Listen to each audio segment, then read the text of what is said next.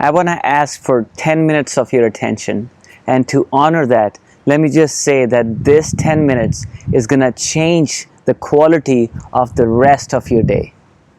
Hi, my name is Abhi Dugal, and I've been studying and teaching meditation and yoga for 20 years now. And I would love to share my discoveries on what it means to be fully awake during our day.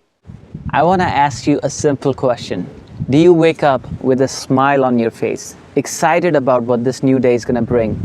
Or do you literally drag your feet out of the bed? Do you have a good enough reason to wake up? Do you jump out of bed fully present? Or crawl out of bed wishing to sleep a little more? Is this waking up you feel like something you have to do? What's the first thing that comes through your mind when you wake up? Is it the stress of going to the office? Or are you just excited and present for each moment unfolding? Why all these questions? Because the way you do one thing is the way you do everything. I want to bring your awareness and emphasize on the way you wake up, because the way you wake up dictates the rest of your day.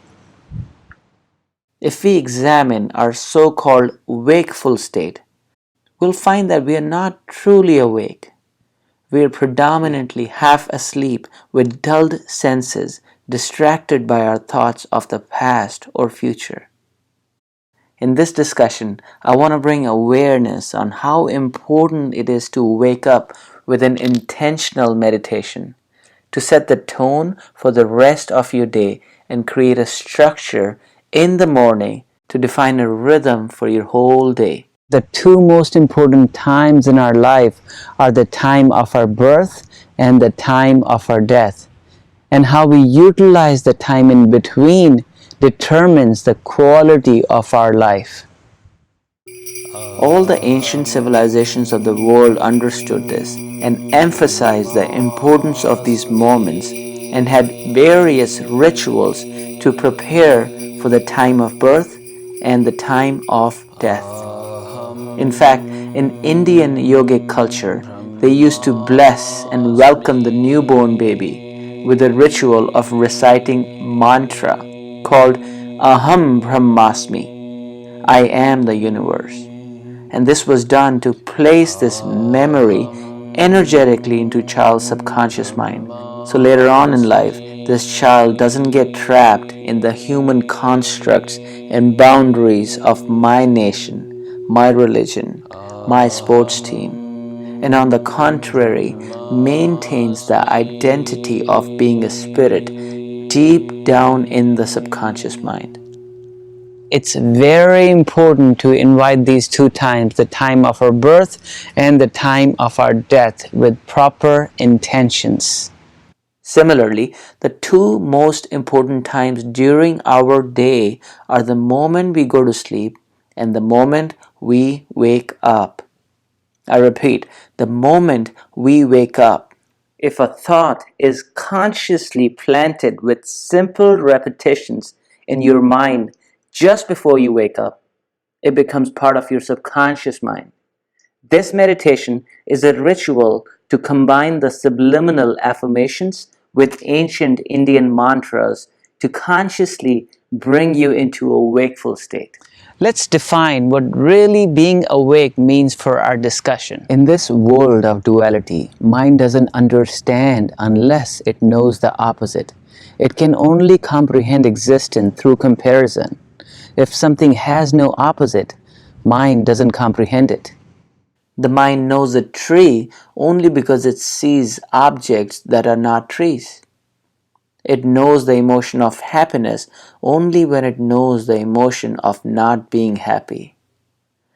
It cannot understand what is without knowing what isn't. Even knowledge cannot exist without not knowing. First you have to not know before you can gain knowledge. Even truth doesn't exist without things not being true. Similarly, being truly awake cannot exist without knowing the nature of sleep. Let's understand the nature of sleep.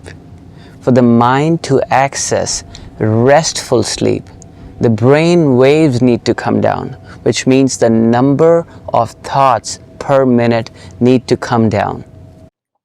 Scientifically, our brain activity is measured in terms of different brain wave states. The brain wave state changes according to what we are doing and feeling.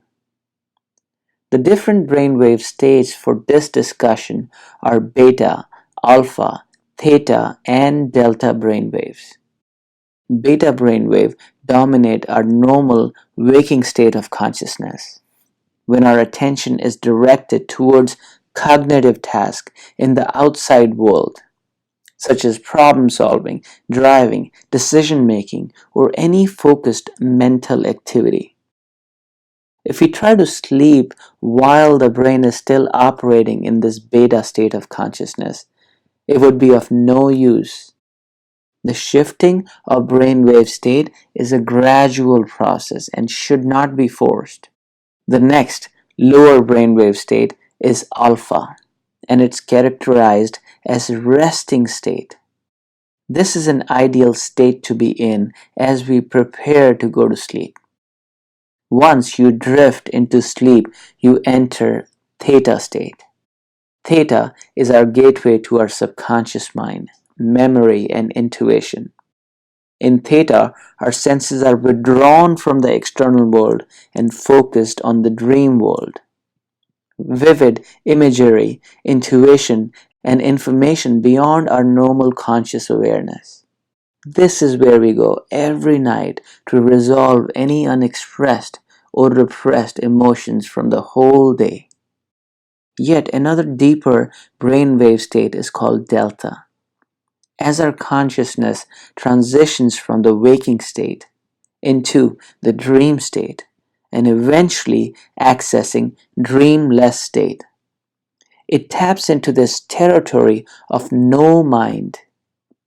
This is where we experience unconditional love, bliss, and healing. Unfortunately, for most of us with our daily stresses and modern lifestyle, this state is not accessible, or it's not accessible for prolonged periods of time.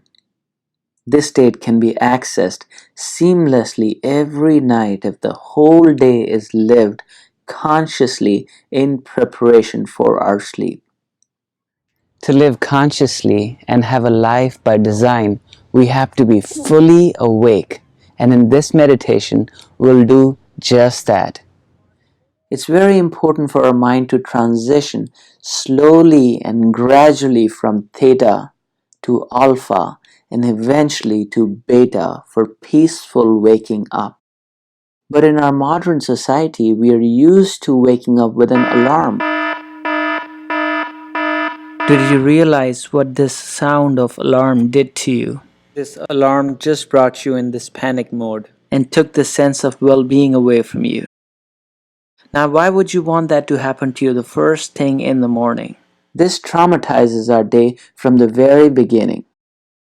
It is similar to asking a person who just went through a deep surgery to leave the hospital bed as soon as the surgery is done. This initial trauma gets stored in our subconscious mind and prevents us to be fully awake. This is the reason why most of us never fully wake up, falling into speculation, thoughts of future, anticipation, but never fully being present in this moment. I would humbly suggest to download this MP3 file and save this in your smartphone instead of your alarm. Set up this alarm 5 minutes before you wake up. The first 5 minutes until the time you wake up are essential and should be invested wisely. The process of slowly waking up conditions our mind and body to follow a healthy, intentional structure for waking state. This structure will support us into being fully present and at peace, and is going to set the tone for our whole day. The art of waking up includes a 5-minute music alarm, combining affirmations, with the ancient Sanskrit mantras, along with the sounds of temple bells, singing bowls, gently ushering you to wake up.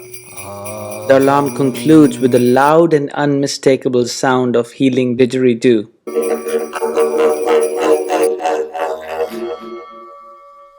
After you gain consciousness, you would play another 15-minute guided meditation to wake up fully. In this meditation, we are also going to use yogic secrets of breath, sounds, and mantras to bring us seamlessly from restful sleep to fully awakened states of clarity and wakefulness. Together, let's cultivate staying awake rather than drifting into mechanical, robotic, compulsive, reactionary life. Let's create the life by design. Namaste and peace.